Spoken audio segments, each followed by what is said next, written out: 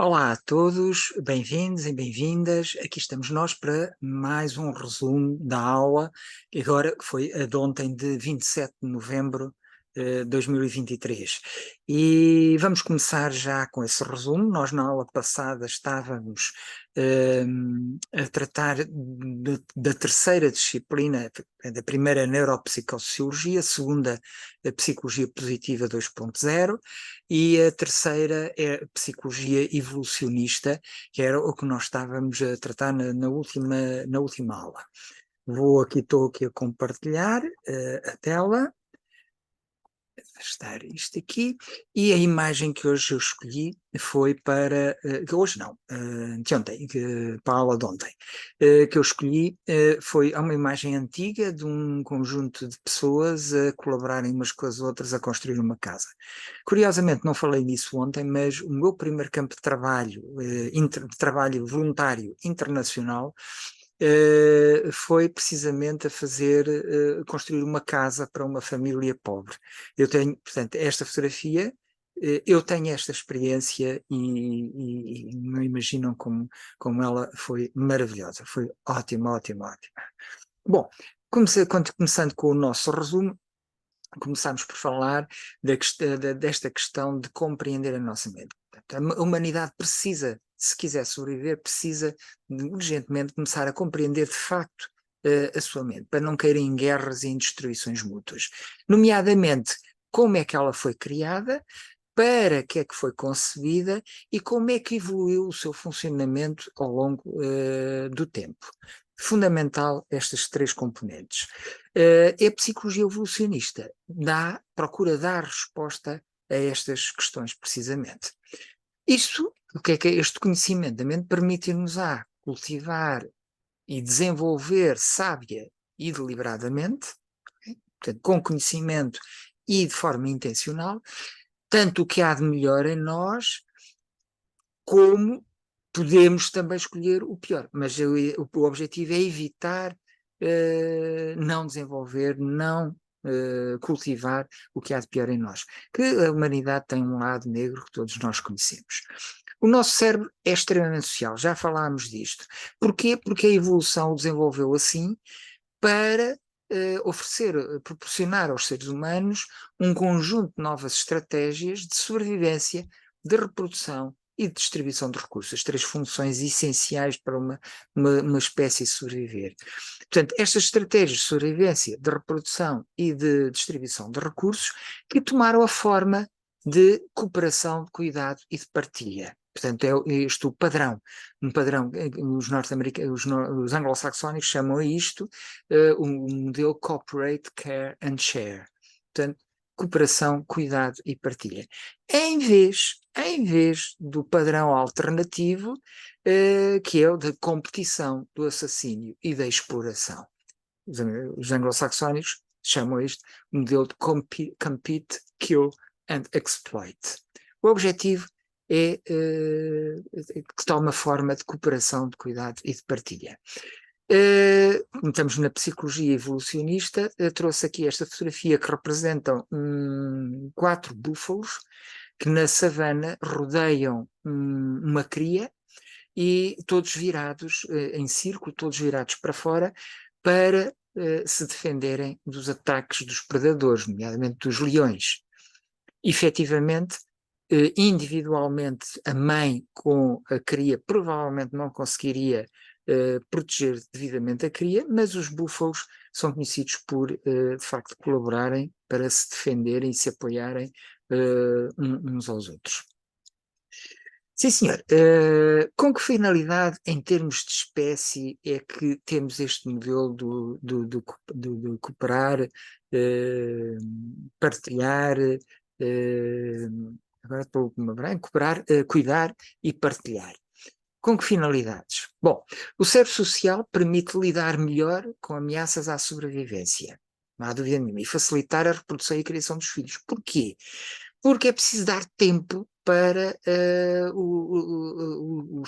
as crias humanas, as crianças humanas, desenvolverem o seu cérebro. Isso demora anos e, portanto, há necessidade de colaboração para que isso possa acontecer de uma forma correta e favorável. Note-se que o ser humano tem muito mais aprendizagens para fazer, quanto mais aprendizagens, mais tempo é indispensável. Eu, quando nasci, praticamente, considerava-se que era suficiente 4 anos de ensino, era até a 4ª classe. Hoje, considera-se que o mínimo são 12 anos. Portanto, vejam como a nossa sociedade se tornou mais complexa e como as exigências que se fazem às pessoas aumentaram substancialmente. Para percebermos porque é que o nosso organismo depende tanto do contexto social, o nosso cérebro é social porque depende do contexto social e dos relacionamentos, para percebermos isto, e porque é que este contexto social e os relacionamentos servem para regular positivamente o cérebro, o corpo e a mente. Atenção, o cérebro, o corpo e a mente. A psicologia evolucionista dá-nos uma explicação baseada na teoria da evolução de Darwin. E por isso é que é o seu papel. Ora, o que é que a psicologia evolucionista diz? Diz que muitos problemas de saúde mental devem-se, em parte, diz que é totalmente, mas em parte, ao facto de nós estarmos já muito distantes do nosso antigo ambiente de adaptação evolutiva. Isto é, nós durante milhões ou milhares de anos, milhões de anos, tivemos um ambiente que pouco mudava. Não é o que está a acontecer agora, e a psicologia evolucionista acha que muitos problemas de saúde mental têm a ver com estas mudanças demasiado aceleradas para o nosso organismo. E, aliás, há uma pergunta que nós podemos fazer: porquê é que atualmente nos preocupamos tanto com o autoaperfeiçoamento e com processos como o autocontrole das emoções, a autoestima, aumentar a autoestima, desenvolver, cultivar a autocompaixão para nos sentirmos melhores? Bem, basicamente podemos dizer porque somos mais civilizados e já temos outro tipo de exigências. No entanto, a psicologia evolucionista acha que é porque nós temos atualmente que fazer por nós mesmos sozinhos aquilo que antigamente as comunidades solidárias fariam. Aquilo que antigamente teríamos o apoio de comunidades, hoje vivemos muito isolados, cada um no seu apartamento em frente a um ecrã de televisor, e, portanto, daí que, não tendo o recurso dos outros, temos que trabalhar para sermos nós a tentar preencher, nem sempre com sucesso, as nossas necessidades mais fundamentais. Eu decidi trazer aqui para exemplificar aqui isto tudo que nós estivemos a dar até agora. Ainda devemos voltar à psicologia evolucionista, mas para falar da neuropsicossociologia, da psicologia positiva e da psicologia evolucionista. Não se esqueçam, estou a dar estas aulas não só para de apresentação, mas para rever a matéria, para permitir que os novos membros da nossa academia possam pôr-se a par, e por isso é que eu me detenho tanto nestes temas. Vou trazer um caso da vida real, muito recente. Digo aqui que é o Jornal Notícias, porque eu sou assinante do Jornal Notícias e fui lá que eu fui buscar, mas isto surgiu em todos os meios de comunicação, incluindo, por exemplo, na RTP. E então, qual é o caso? Vou ler aquilo que a notícia dizia. Funcionários judiciais sofrem com decisões injustas dos tribunais. Os funcionários judiciais sofrem eticamente quando os tribunais se tornam em focos de injustiça, e as tarefas que eles têm que executar diariamente não só não produzem justiça, como geram até injustiça. Por exemplo, quando os oficiais de justiça dão a cara e têm de explicar aos pais de alguém assassinado porque é que o agressor saiu em liberdade, ou a um casal o porquê de ter de ir viver para o meio da rua porque a justiça determinou que teriam de abandonar aquele que era o seu lar. O resultado deste conflito entre o ideal de justiça que eles gostariam de corporizar e estas medidas que eles têm que comunicar, que eles têm de apresentar, e que parecem e têm muito pouco de justo. O resultado: 80% dos 2.029 inquiridos entre 11 de setembro e 21 de novembro de 2022, isto é o resultado de um estudo, não sei se já disse, apresentam níveis elevados de esgotamento, e 44% em esgotamento extremo. São níveis superiores a todas as classes profissionais estudadas por nós, por este grupo de investigadores, que inclui, por exemplo, professores, jornalistas, pessoal de voo, técnicos de manutenção aérea, estivadores, entre outros. Outras causas, para além deste conflito ético, outras causas referidas pelos próprios funcionários judiciais. 98% sentem que têm uma má compensação salarial.